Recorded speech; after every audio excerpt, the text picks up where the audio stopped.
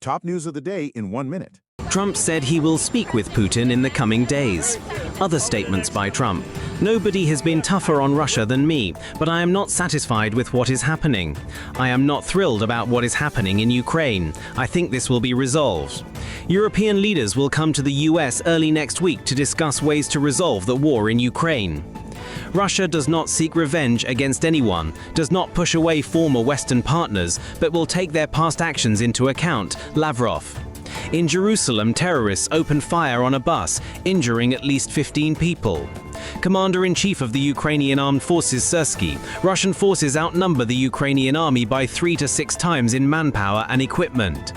The President of the European Council called for tougher secondary sanctions against countries buying Russian gas and oil. Orban stated that Ukraine will split into 3 parts, a Russian zone, a demilitarized territory and a Western zone, and Europe has acknowledged this.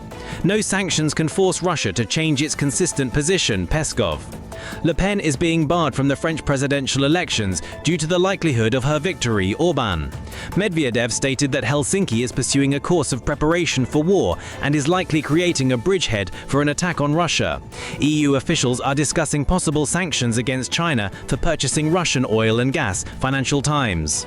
In winter, there may be problems with heating. The most difficult situation will be in Kyiv and Odessa, said Alexander Harchenko, director of the Ukrainian Energy Research Center.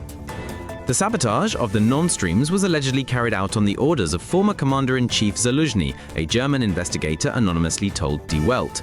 The Germans believe they have solved the case, know the names of the entire yacht crew that planted the explosives, and have numerous pieces of evidence of the Ukrainian authorities' involvement.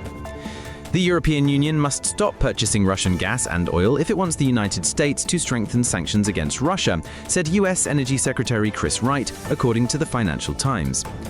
China is opening its capital market to Russia, reports the Financial Times. According to sources, Beijing is preparing to reopen its domestic bond market for 2 to 3 major Russian energy companies, including Rosatom.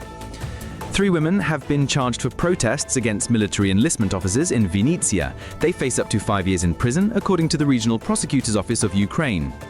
Iranian President Pezeshkian proposed creating a BRICS mechanism to counter sanctions.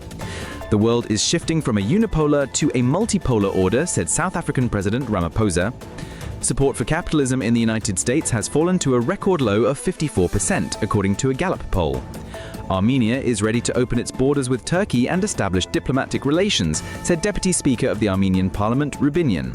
Montenegro may join the European Union by the end of 2026, said EU Commissioner for Enlargement, Marta Kos. Subscribe so you don't miss the next episode.